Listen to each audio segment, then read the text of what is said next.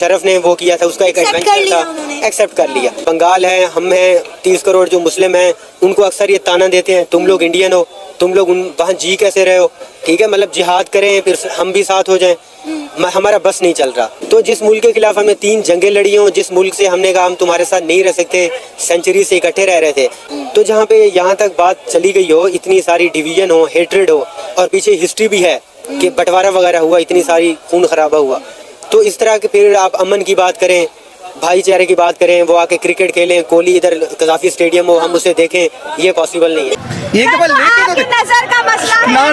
ना आपकी नजर का मसला है। आप एक दफा लेके देखें। नहीं ऐसा मैं वैसे नहीं, गलत रास्तों पे लेके जाते हैं कुछ जो है हमारे उन मौलाना को। यहाँ पे मैं एक बात करना चाहता हूँ, अगर सिर्फ इस्लाम इसी ही मतलब ये लड़कियों ने ही इस्लाम को आगे बढ़ाना है। अल्हम्दुलिल्लाह हम जितनी कोशिश करते हैं, 5 वक्त की नमाज पढ़ते हैं, तहज्जुद पढ़ते हैं, किसी के साथ बुरा नहीं करते, किसी का हक नहीं मारते। इससे तो अगर इस्लामी पाकिस्तान की बात करें तो ज्यादा जो आपने हिंदू को जला दिया, किसने जलाया? हर मुल्क के अंदर कायदे आज़म ने पाकिस्तान क्यों बनाया था? इसलिए बनाया था कि हर मजहब का बंदा इधर आराम से रह सकता है, ठीक है। हम इंडिया को इसलिए क्रिटिसाइज करते हैं, इंडिया में बहुत से औरतें हिजाब पहन रही हैं, बुर्का पहन रही है, नहीं रोका जाता, ठीक है ना, वो रोक सकते हैं, ठीक है, उनकी अलहदा मस्जिदें हैं। हम सिर्फ अटैक इसलिए करते हैं क्योंकि बिल्कुल साथ लगते हैं, ठीक है, हमारी रिवाइवल चल रही है उनके साथ 1947 से, और हमारे पास सिर्फ इंडिया बचता है जिसके हम अटैक कर लें, बाकी गोरों को करके देखें, वो आपको नाम लंबे पाले तो मुझे नाम बोल दे। पाकिस्तान की शरई काउंसिल की एडवाइजरी बॉडी के एक मुल्ला साहिब है जिनका नाम है डॉक्टर रागिब हुसैन नईमी। उन्होंने कहा है कि वीपीएन का इस्तेमाल शरई लिहाज से नामुनासिब है, ये अन इस्लामिक है, शरिया के लिहाज से ये हराम है। जो जब से उन्होंने ये स्टेटमेंट दी है, वीपीएन प्रॉपर्ली पाकिस्तान के अंदर ब्लॉक हो चुका है। हालांकि मैं इस चीज़ को नहीं मानती कि वीपीएन हराम है। अगर वीपीएन इतना ही हराम है, शरीय काउंसिल ने इसको एक फतवा जारी कर दिया है, तो हमारी जो गवर्नमेंट है वो खुद भी तो इस चीज़ को यूज़ कर, कॉमन ना होता तो प्राइम मिनिस्टर साहब क्यों यूज़ कर रहे थे वीपीएन को?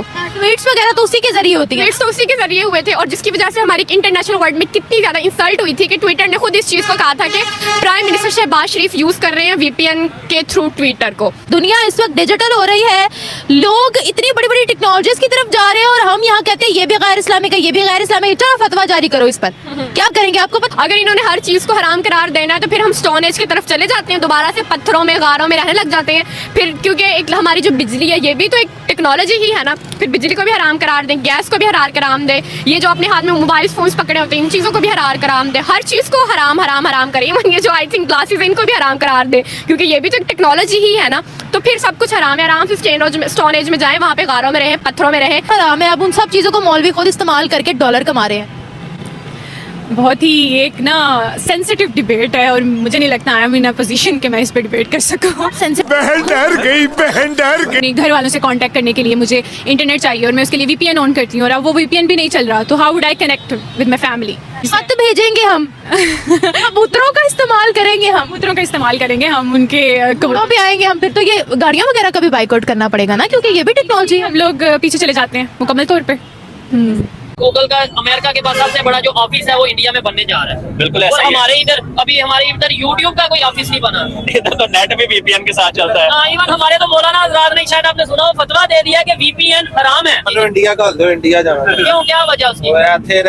उर्दू में अगर बात करें, उर्दू में इंग्लिश में कहते हैं, इंग्लिश में उर्दू में बात करें। आपने बोला इंडिया भेज, इंडिया की क्या वजह? इंडिया भाई जी पंजाब में 600 यूनिट बिजली के फ्री हैं। हाँ ये है, और रहना ही नहीं चाहते। सारी बात है, क्यों रहूं? कहाँ जाएंगे? इंडिया के बारे में सोचा जाए। आज तक हमें किस चीज के पीछे इन्होंने लगाई रखा है? इंडिया हमारा दुश्मन है जी।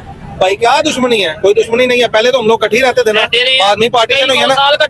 एक जगह देखे ना, अमेरिका का और कनाडा का बॉर्डर सेम है, एक उन्होंने वहाँ पे बनाया हुआ है सेंटर, ठीक है। हालांकि उनको लड़ना चाहिए, वो तरक्की पजीर है, ठीक है। हमें जो है ना लड़वाया जा रहा है। 81 में इंडिया के जो मुआशी हालात है, पाकिस्तान जो अब हालात से कहीं बदतर थे। असल में बात पता है क्या? मेरी बात हालात हमने भी गुजारे हैं। अंकल जी मेरी बात सुनिए, असल में पता है क्या?